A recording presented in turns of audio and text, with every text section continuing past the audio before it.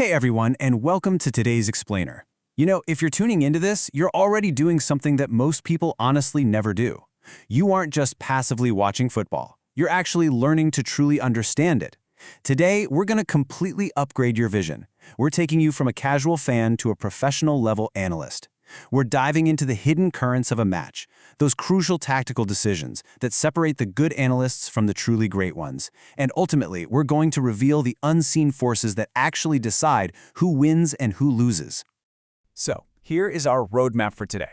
We'll be covering the invisible force of momentum, how teams dictate match tempo, the manager's tactical chessboard, emotional turning points, and finally, the absolute chaos of the final 15 minutes.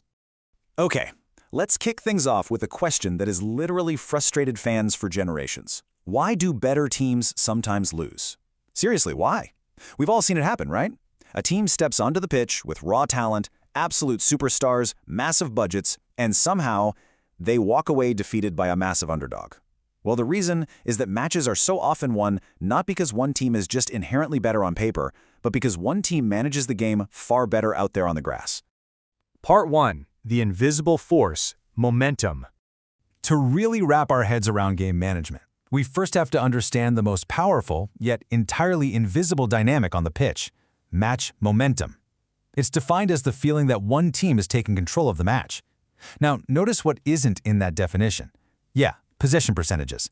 The absolutely crucial point here is that a team can be sitting on just 40% of the ball, and yet they completely own the momentum. Why is that? Because when they do have that 40%, they're bypassing the midfield, they're winning their duels, and they are creating highly dangerous attacks. They are forcing the opponent to react entirely to them. Momentum is all about absolute impact and psychological control. It's definitely not just passing the ball side to side around the backline for 5 minutes straight. Now, momentum isn't just some vague vibe. It has concrete, measurable signs. If you want to read the game like a pro, you need to start looking for these exact markers. Are they suddenly winning those crucial 50-50 tackles? Are they generating more shots and penetrating dangerous spaces in the final third? What about winning those totally chaotic second balls when a cross gets cleared? You can even hear it, honestly. The crowd becomes noticeably louder, just feeding off that escalating energy. And visually, you'll see the opponents suddenly struggling to even leave their own half. They're frantically clearing the ball, only for it to come right back at them like a boomerang. When you see all these signs align, you know for sure the tide of the match is turning. Part 2. Dictating the match tempo. So once a team actually has momentum, or if they desperately want to shift it, they need a mechanism to do that. And that brings us to tempo. Tempo is simply the speed of the game. But here's the thing. Elite teams absolutely do not play at just one single speed. They are exactly like seasoned musicians. They constantly change the tempo to their advantage. They'll aggressively speed it up to completely overwhelm a disorganized opponent in this huge crescendo of pressure, or they'll drastically slow it down to assert total control and just take the physical sting right out of the game. Think about the stark contrast between these two styles. A fast tempo involves really quick, vertical passes, one-touch football, incredibly fast transitions, and a super high-intensity press. When do teams actually use this? Well, typically when you're actively chasing a goal, or maybe when you notice the opponent's defensive line is a bit disorganized, or even in those first few seconds right after winning back possession to catch them completely off guard. But contrast that entirely with a slow tempo. This is all about longer periods of possession, carefully recycling the ball backwards or sideways, systematically moving the opponent's defensive block from side to side, and, quite literally, resting your legs while you have the ball. Elite teams use this slower tempo to protect a narrow lead, absolutely dictate the rhythm of the match, and severely reduce the risk of a devastating counterattack. Knowing exactly when to apply which tempo, when to speed up and when to slam on the brakes, that is the true hallmark of a champion team. Part 3. The manager's tactical chessboard. Of course, the players aren't making these massive macro-level decisions entirely on their own in the heat of the moment. Imagine for a second you are managing a team. You're up 2-1 and it's the 85th minute. Should your players just keep attacking wildly? Usually, no way. That is incredibly poor game management. Instead, your strategy completely shifts to keeping possession, staying highly compact defensively, clearing the danger quickly, and purposefully slowing the game down. But what if you're the one chasing the game? Suddenly, you're pushing your fullbacks much higher up the pitch, maybe throwing another striker into the mix, pressing aggressively, and taking massive tactical risks. You're intentionally leaving your defense exposed in a really desperate hunt for a goal.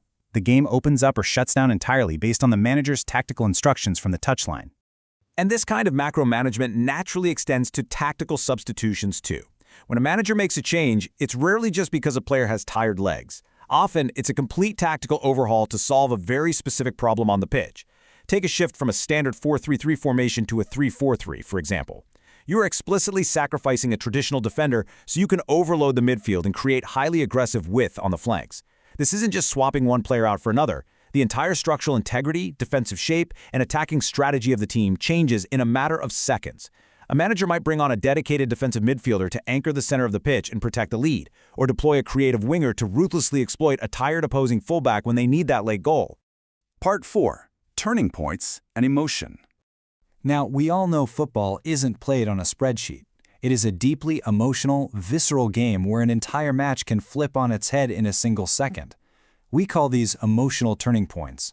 Obviously, a sudden goal or a straight red card completely rewrites the script of the match, but it can also be something like a missed penalty that instantly deflates a team's collective confidence, or a massive, sprawling, point-blank save from a goalkeeper that suddenly just injects the defending team with a huge surge of belief.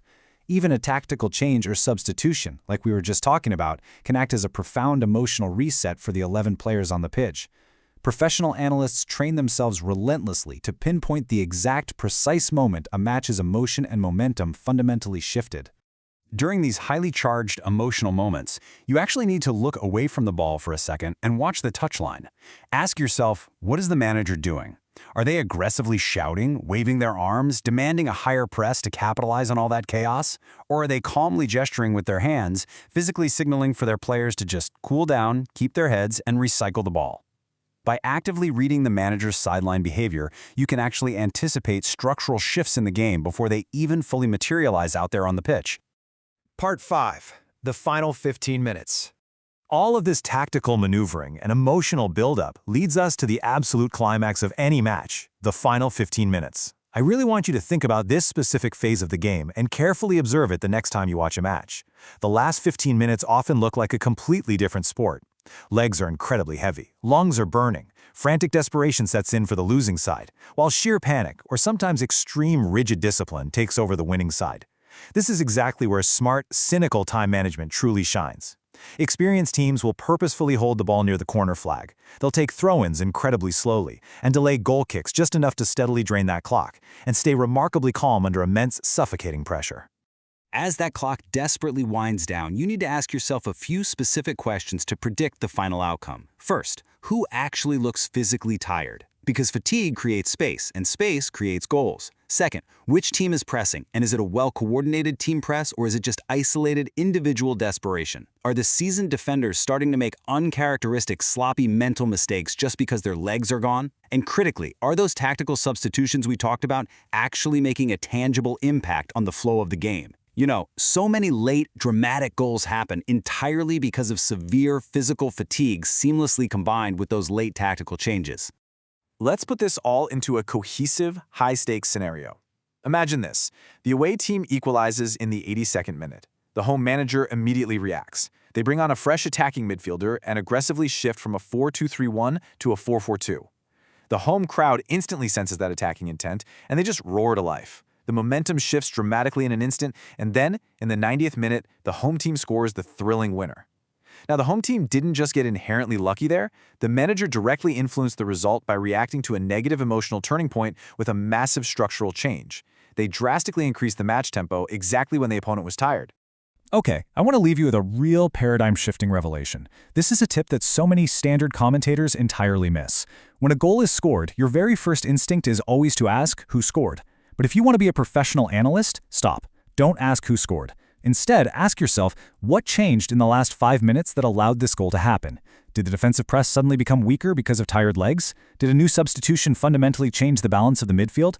Did fatigue suddenly create a pocket of space for the wingers that absolutely wasn't there in the 60th minute? By answering the why behind the goal, you elevate your understanding completely. And honestly, that is the crucial difference between merely reporting on football and actually explaining football. You now have the professional tools to spot momentum, to read the tempo, analyze that tactical chessboard, and dissect those incredibly chaotic final 15 minutes. So the next time you sit down to watch a match, don't just stare at the ball. Look at the defensive structures, look at the touchline, and look for those invisible turning points. Try to truly see the beautiful game beyond the scoreline. So what turning point will you spot in your next match? Thanks so much for joining me on this explainer, and I'll catch you next time as we continue to decode the world around us.